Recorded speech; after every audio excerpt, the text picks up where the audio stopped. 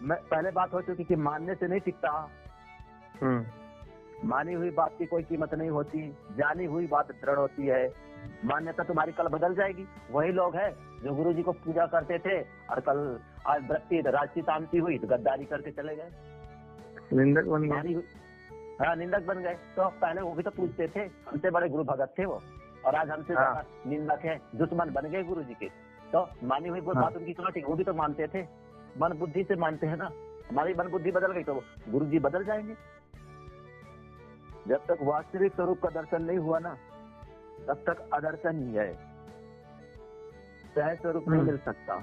इसलिए ये जो इनके श्री विग्रह से शुरुआत करके हमें उनके वास्तविक चिन्मय स्वरूप, सच्चिदानंद स्वरूप जो है उसको जानना होगा।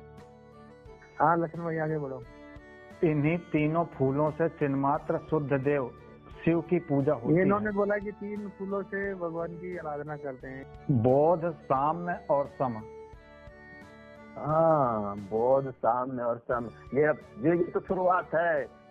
गुलाब का फूल उठा लिया, गेंदे का फूल ले लिया, और कई तरह के फूल होते वो लेके चढ़ाए, ये तो अध्यारोप है पूजा का। गुलाब को तोड़ लिया, गेंदे को तोड़ लिया, और रात रानी ये सब फूल चढ़ाते हैं ना, इनसे तो जो माया विशिष्ट स्वरूप की पूजा होती है, शुरुआत है। लेकिन वास्तविक पूजा बताए वशिष्ठ जी ने कि वास्तविक पूजा के लिए जो फूल उपयोग होते हैं, उन फूलों का नाम है बोध, साम और सम।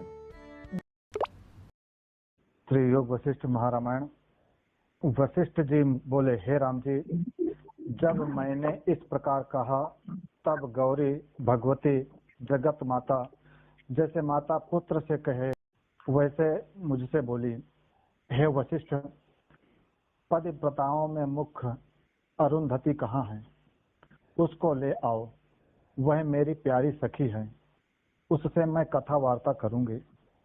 हे राम जी, इस प्रकार जब मुझसे पार्वती ने कहा तब मैं शीघ्र ही जाकर अरुंधति को ले आया।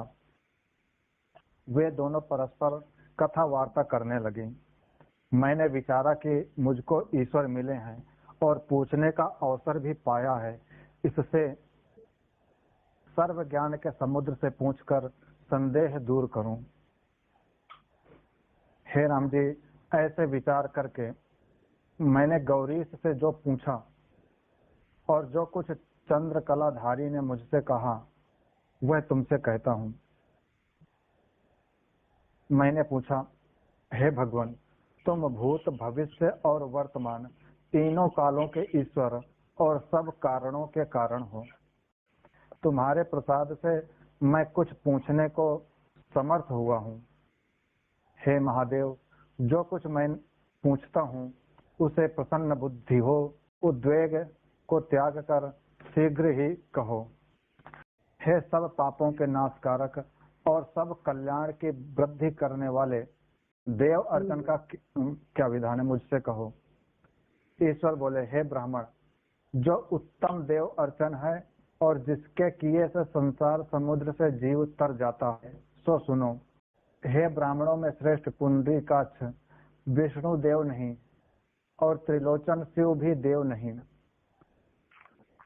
कमल से उपजा ब्रह्मा भी देव नहीं और सहस्त्र नेत्र इंद्र भी देव नहीं है। न देव पवन है, न सूर्य है, न अग्नि है, न चंद्रमा है, न ब्राह्मण है, न क्षत्रिय है, न तुम हो, न मैं हूँ। न देह है, न चित्त है और न कलना रूप है। अकृत्रिम, अनादि, अनंत और संवित रूप ही देव कहता है। आकार आदिक परिच्छिन्न रूप है, वे वास्तव में कुछ नहीं। एक अकृत्रिम, अनादि, अनंत चैतन्य रूप देव है। वही देव शब्द का वाचक है और उसी का पूजन है। उस देव को जिससे यह सब हुआ है और जो सत्ता शांत आत्मरूप है, सर्वत्र व्याप्त देखना ही उसका पूजन है। पर जो उस संवित तत्व को नहीं जानते, उनके लिए साकार की अर्चना का विधान है। जैसे जो पुरुष योजन पर्यंत नहीं चल सकता उसको 1 कोस 2 कोस का चलना भी भला है। वैसे ही जो पुरुष अकृत्रिम देव की पूजा नहीं कर सकता उसको साकार पूजना भी भला है। हे ब्राह्मण, जिसकी भावना कोई करता है उसके फल उसी के अनुसार भोगता है। जो परिच्छिन्न खंडित की उपासना करता है उसको फल भी परिच्छिन्न प्राप्त होता है, और जो परिच्छिन्न मतलब सीमित। जो परिच्छिन्न की उपासना करता है उसको फल भी परिच्छिन्न मिलता है, अर्थात जो आकार यानी सीमित की उपासना करता, हाँ सीमित, लिमिटेड कह दो, प्राइवेट कह दो। जो सीमित की उपासना करता है उसको फल भी सीमित मिलेगा। तो मूर्ति होती है सीमित, तो उसका फल भी ज्यादा समय तक नहीं रहेगा, सीमित होगा यानी नाशवान होगा। मूर्ति नाशवान है तो मूर्ति का नाशवान का पूजन भी फल भी नाशवान ही होगा। और वास्तविक देव जो परमात्मा है वो अविनाशी है, तो उसके पूजन का फल भी अविनाशी होगा, अनंत होगा। तो वास्तविक देव तो परमात्मा है, लेकिन जो वास्तविक देव की उपासना नहीं कर सकता, जिसकी बुद्धि सूक्ष्म नहीं है, विचार नहीं कर सकती उसका, उनके लिए आकार की कल्पना की गई। जैसे छोटा सा बच्चा होता है तो ए का मतलब नहीं समझता, उसको बोला जाता है ए फॉर एप्पल, एप्पल दिखाया जाता है ना, ए फॉर एप्पल, ए है ये। जैसे कोई छोटा सा बच्चा हिंदुस्तान क्या है वो बारे में नहीं समझता, उसको नक्शा दिखाया जाए, बेटा देख ये हिंदुस्तान है, ये भारत देश है। ऐसे जो वास्तविक देव परमात्मा को, ब्रह्मा विष्णु महेश को नहीं समझ सकते उनके वास्तविक स्वरूप को, तो उनको समझाते देख बेटा ये शिव जी हैं और इसके मस्तक में चंद्रमा है, त्रिशूल लिए हुए, इनकी पूजा करो। तब उनकी बुद्धि सूक्ष्म होगी, उनकी उपासना करते करते तब उनके वास्तविक स्वरूप की पूजा करने के योग्य बनेगी। जैसे प्राइमरी का बच्चा कॉलेज की पढ़ाई नहीं समझ सकता तो उसको एबीसीडी पढ़ा के धीरे धीरे उस योग्य बनाया जाता है कि वो कॉलेज लेवल की पढ़ाई को पार कर सके, पढ़ सके उधर। तो ऐसे प्राइमरी लेवल की है मूर्ति पूजा की उपासना, और सीमित है, उसका फल भी सीमित होता है। और जो वास्तविक उपासना है उसका फल भी वास्तविक होता है, अनंत होता है, आनंद स्वरूप होता है। जो परिच्छिन्न अर्थात खंडित की उपासना करता है उसको फल भी परिच्छिन्न प्राप्त होता है, और जो अकृत्रिम आनंद रूप अनंत देव की उपासना करता है उसको वही परमात्मा रूपी फल प्राप्त होता है। हे साधु, अकृत्रिम फल को त्याग कर जो कृत्रिम को चाहते हैं वे ऐसे हैं जैसे कोई मंदार वृक्ष के वन को त्याग कर कंटक के वन को प्राप्त हो। वह देव कैसा है, उसकी पूजा क्या है और क्यों कर होती है, सो सुनो। यहाँ पर 3 फूल बोले हैं कि किन फूलों से पूजा करनी चाहिए, वो चीजों का वर्णन है कि पहला फूल है बोध, दूसरा साम्य और तीसरा है सम। ये 3 फूल हैं। तो बोध सम्यक ज्ञान का नाम है, अर्थात आत्म तत्व को ज्यों का त्यों जानना, ये सम्यक ज्ञान हो गया जिसको बोध बोलते हैं। इससे पहला फूल ये हो गया बोध का। फिर दूसरा है साम्य, साम्य सब में पूर्ण देखने को कहते हैं। और तीसरा फूल है सम। सम का अर्थ यह है कि चित्त को निवृत्त करना और आत्म तत्व से भिन्न कुछ न देखना। इन्हीं तीनों फूलों से चिन्मात्र शुद्ध देव शिव की पूजा होती है। आकार की अर्चना से अर्चना नहीं होती, चिन्मात्र आकार की अर्चना से वास्तविक अर्चना नहीं होती। हाँ लक्ष्मण भाई आगे बढ़ो। इन्हीं तीनों फूलों से चिन्मात्र शुद्ध देव शिव की पूजा होती है। इन्होंने बोला कि 3 फूलों से भगवान की आराधना करते हैं। ये 3 फूल है बोध, साम्य और सम। ये तो शुरुआत है। गुलाब का फूल उठा लिया, गेंदे का फूल ले लिया, और कई तरह के फूल होते वो लेके चढ़ाए। ये तो अध्यारोप है पूजा का। बोध का मतलब फूल थोड़ी होता है। अरे मेरी बात नहीं समझे आप। मैं कह रहा हूँ कि जो पूजा के लिए हम फूल तोड़ते हैं ना, बोले कहाँ ले जा रहे, बोले गुरुजी की पूजा के लिए फूल ले जा रहा हूँ। गुलाब को तोड़ लिया, गेंदे को तोड़ लिया और रात रानी, ये सब फूल चढ़ाते हैं ना। इनसे तो क्या माया विशिष्ट स्वरूप की पूजा होती है, शुरुआत है। लेकिन वास्तविक पूजा बताए वशिष्ठ जी ने कि वास्तविक पूजा के लिए जो फूल उपयोग होते हैं उन फूलों का नाम है बौद्ध, साम और सम। ज्ञान हो जाए, उसमें स्थिति हो जाए और समता बनी रहे, ये तीनों फूल हो गए। इन्हीं से उनके वास्तविक स्वरूप की वास्तविक पूजा होती है। बोध, साम्य और सम, ये 3 फूल हैं। बोध सम्यक ज्ञान का नाम है, अर्थात आत्म तत्व को ज्यों का त्यों जानना। हाँ। सम्य जो दूसरा नंबर का आता है, सम्य, साम्य जिसको बोलते हैं, साम्य सब में पूर्ण देखने को कहते हैं। और तीसरा है सम। सम का अर्थ यह है कि चित्त को निवृत्त करना और आत्म तत्व से भिन्न कुछ न देखना। इन्हीं तीनों फूलों से चिन्मात्र शुद्ध देव शिव की पूजा होती है। आकार की अर्चना नहीं होती। चिन्मात्र आत्म संवित को त्याग कर और जड़ की जो अर्चना करते हैं वे चिरकाल पर्यंत क्लेश के भागी होते हैं। हे ब्राह्मण, जो ज्ञात ज्ञेय पुरुष हैं आत्म ध्यान से भिन्न पूजन अर्चन को बालक की क्रीड़ा सा मानते हैं। फिर से पढ़ो। हे ब्राह्मण, जो ज्ञात ज्ञेय पुरुष हैं आत्म ध्यान से भिन्न पूजन अर्चन को बालक की क्रीड़ा सा मानते हैं। अच्छा, मतलब जो आत्म ध्यान को जो है ना तो वो मेन है, बाकी का जो पूजन अर्चन है तो बालक की जैसे क्रीड़ा की है। चलो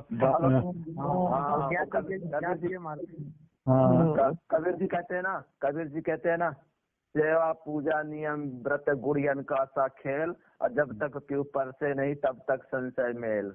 तो मतलब जो मतलब आरती पूजा और घंटड़ी बजाना। फिर से उनकी साखी का सुनो। सेवा पूजा नियम व्रत गुड़ियन का सा खेल, जब तक क्यों पर से नहीं तब तक संशय मेल। यानी कि सेवा पूजा नियम व्रत ये सब कर लेते हैं ना तो इससे पूर्णता नहीं आती। जब तक अपने वास्तविक स्वरूप को नहीं जानेंगे तब तक सिर्फ ये बच्चों का खेल ही है। क्या लगता है बार बात कह रहे हैं बिल्कुल। महापुरुष एकदम सार ही कहते हैं। खेल है नहीं है, खेल ज्ञात महापुरुष को लगता है। लगता नहीं है ही खेल ही है। नहीं, वो मानते हैं भाई, क्रीड़ा सा मानते हैं भाई। ज्ञात के महापुरुषों के लिए है, आपके हमारे लिए थोड़ी है। हाँ, पर जब हम उनका संग करेंगे तो हम भी वैसे हो जाएंगे। काहे भी चिंता कर रहे हो, आज नहीं तो कल हो जाओगे, तुम्हारे लिए भी बन जाएगा भाई। उनकी वृत्ति से हमें अपनी वृत्ति मिलानी पड़ेगी, उनकी सोच में अपनी सोच शामिल करनी पड़ेगी। हमें भी मानना पड़ेगा खेल ही है। सही बात। हमें तो उनकी वृत्ति से अगर हम वृत्ति नहीं मिलाएंगे तो उनके अनुभव तक नहीं पहुंच सकते। जिस तत्व को वो महत्व बुद्धि से देखते हैं और महत्व देते हैं उसको हमको भी महत्व देना पड़ेगा, महत्व बुद्धि से देखना पड़ेगा। और जिसको वो नगण्य मानते हैं नगण्य, तो हमको भी नगण्य मानना पड़ेगा और जानना भी पड़ेगा। हे राम जी, आत्मा भगवान एक देव है, वही शिव और परम कारण रूप है। उसका सर्वदा ज्ञान अर्चन से पूजन करो, और कोई पूजा नहीं है। चैतन्य आकाश और निरअवयव स्वभाव एक आत्मदेव को जानो। पूज्य पूजक और पूजा त्रिपुटी से आत्मदेव की पूजा नहीं होती। ओम ओम ओम ओम ओम ओम, मतलब पूज्य कि वो पूज्य है, फिर पूजक पूजने वाला, और पूजा तीनों क्रिया कर्ता करण और कर्म। त्रिपुटी से पूजा नहीं होती। पूजा क्रिया होगा, पूजन करना क्रिया हो गई। पूजक यानी पूजा करने वाला करण हो गया। जिसकी पूजा की जा रही है वो अलग हो जाए। भेद बुद्धि से जो है वो पूजा नहीं माना जाता। पर यहाँ पर जो बात हो रही है ना, बहुत ऊंची जो समझ के धनी उनके लिए बात हो रही है। आम ऐसा सोचने लगे कि भाई क्या करना है, गुरु की पूजा करना है। ऐसा थोड़ी, गुरु को भी ऐसा नहीं है शास्त्र ने कहा नहीं, ऐसा नहीं। या पर्यंत तयो बंधा ईश्वर गुरु वेदांत। यानी महापुरुष ने तब ऐसे निठल्ले ना हो जाए, ऐसे नास्तिकवादी ना हो जाए, ऐसे आचार से भ्रष्ट ना हो जाए। उसके लिए शास्त्र ने निर्देश दे रखा है कि ज्ञानी होने के बाद भी ईश्वर, गुरु और वेदांत तीनों वंदनीय है, पूजनीय है। तो ज्ञानी होने के बाद क्यों उसका आचार उल्टा थोड़े होगा? क्योंकि उस शास्त्र ने पहले से निर्देश दे रखा है कि ईश्वर, गुरु, वेदांत से त्रयो वंद्या, तीनों वंदनीय रहेंगे ज्ञानी को लिए भी। बताया भी था बापू जी ने कि एक बार मैं सत्संग कर रहा था तो मेरे पूज्य गुरुदेव पधारे, तो मैंने मंच से उठ करके दौड़ के उनके चरणों में जंप मारी, तो उन दंडवत की। तो बोले अरे क्या करता है जूतों के ऊपर? अरे बोले मेरे को जूते नहीं दिख रहे, मेरे को तो मेरे सदगुरुदेव के श्री चरण दिख रहे हैं। हाँ, तो ब्रह्मज्ञानी होने के बाद क्या दंडवत नहीं करते ज्ञानी अपने गुरुओं को? इसमें कृत्या करण और कारण का क्या मतलब है? अरे भाई क्रिया है ना, इसमें पूजा करना भी एक क्रिया है। क्रिया से परे वास्तविक स्वरूप में स्थिति वो वास्तविक पूजा है। कर्म जितने होते हैं सब माया विशिष्ट होते हैं, माया में होते हैं, माया को लेकर क्रिया होते हैं। पूजा करना मतलब तीनों फिर उससे अलग हुआ, तो समझने के लिए हुआ ना, तो करने के लिए थोड़ी अलग हुआ। हाँ, करने के लिए शुरुआत के लिए सही है, क्योंकि बुद्धि सूक्ष्म नहीं होती है। जब पूजा करते करते बुद्धि शुद्ध होती है तब परमात्मा के वास्तविक स्वरूप को जानते हैं, वही वास्तविक पूजा होती है। क्योंकि कहा शास्त्र ने विशुद्ध बुद्धे परमात्मा वेदनम तेनैव संसार समूल नाशः। विशुद्ध बुद्धि से ही उस परमात्मा का ज्ञान हो सकता है और तभी संसार का समूल नाश होता है और जीव अपने स्वरूप में स्थित होता है। जब तक विशुद्ध बुद्धि नहीं होती तो बुद्धि को शुद्ध करने के लिए भेद पूजा आवश्यक है। पूजक और पूजा त्रिपुटी से आत्मदेव की पूजा नहीं होती। मैंने पूछा हे भगवान, मैंने पूछा मतलब वशिष्ठ जी ने शिव जी से पूछा, हे भगवान, चैतन्य आकाश मात्र आत्मा को कैसे जगत और चैतन्य को कैसे जीव कहते हैं, सो कहो। चैतन्य आकाश मात्र आत्मा को कैसे जगत और चैतन्य को कैसे जीव कहते हैं, सो कहो। ईश्वर बोले, हे मुनीश्वर, चैतन्य आकाश प्रसिद्ध है, वह प्रकृति से रहित। चैतन्य आकाश क्या होता है? चिदाकाश क्या होता है? जैसे एक होता है आकाश, एक होता है चिदाकाश। चिदाकाश यानी आकाश का अधिष्ठान। ऐसे चैतन्य आकाश जो सूक्ष्म सूक्ष्माति सूक्ष्म परम सूक्ष्म आकाश है, वही चैतन्य आकाश है। आकाश को कहेंगे तो आकाश तो पंचभूत है ना, लेकिन चैतन्य आकाश शुद्ध ब्रह्म। ईश्वर बोले, हे मुनीश्वर, चैतन्य आकाश प्रसिद्ध है, वह प्रकृति से रहित है। हाँ। जो महाकल्प में शेष रहता है वह आप ही किंचन रूप होता है, उसी किंचन से यह जगत होता है। जैसे स्वप्न में चिदात्मा ही सर्वगत जगत रूप होकर भासता है, वैसे ही जागृत जगत भी चिदाकाश रूप है। आदि सर्ग से लेकर इस काल पर्यंत आत्मा से भिन्न पदार्थ का अभाव है।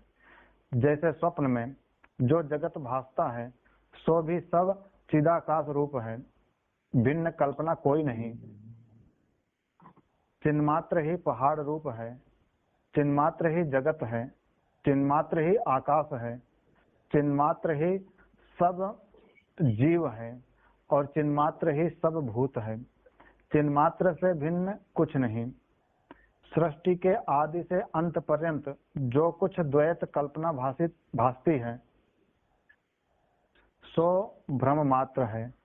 जैसे स्वप्न में कोई किसी के अंग काटे सो वास्तव में कटता नहीं।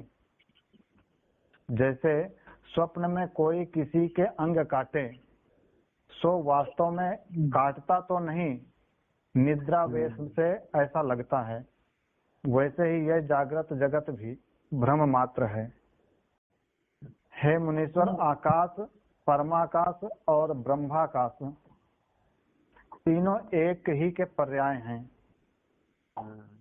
जैसे स्वप्न में संकल्प रूप माया से जो अनुभव होता है सो सब चिदाकाश है, वैसे ही यह जागृत जगत चिदाकाश रूप है। जैसे स्वप्नपुर आकाश से भिन्न नहीं होता, वैसे जागृत स्वप्न भी आत्म तत्व होकर भाषित होता है। आत्मा से भिन्न वस्तु नहीं। वैसे ही जागृत जगत भी आत्म स्वरूप ही है। लेकिन भिन्नता भाषित होती है तो वो फुरने से भाषित होती है, फुरना शांति की ब्रह्म। लेकिन हम इसे सच्चा समझ रहे हैं, यही तो प्रॉब्लम है। और जब तक अधिष्ठान का ज्ञान नहीं होगा सच्चा भाषित होता ही रहेगा। विचार भले कर ले, विचार कर रहे हैं लेकिन ये भी सच्चा भाषेगा जब तक ज्ञान नहीं होगा। और विचार की दृढ़ता से ही धीरे धीरे बाधित हो जाएगा और जो वास्तविक स्वरूप है वो प्रकट होगा। फिर वास्तविक स्वरूप के ज्ञान के बाद फिर इसमें सत्य बुद्धि नहीं रहेगी। ये जो संसार दिख रहा है ना, हमारी कल्पना से दिख रहा है, वास्तव में एक ब्रह्म सत्ता ही है।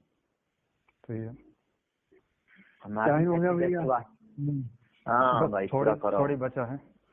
जैसे स्वप्न पूर्व आकाश से भिन्न नहीं होता, वैसे जागृत स्वप्न भी आत्म तत्व होकर भाषित होता है, आत्मा से भिन्न वस्तु नहीं।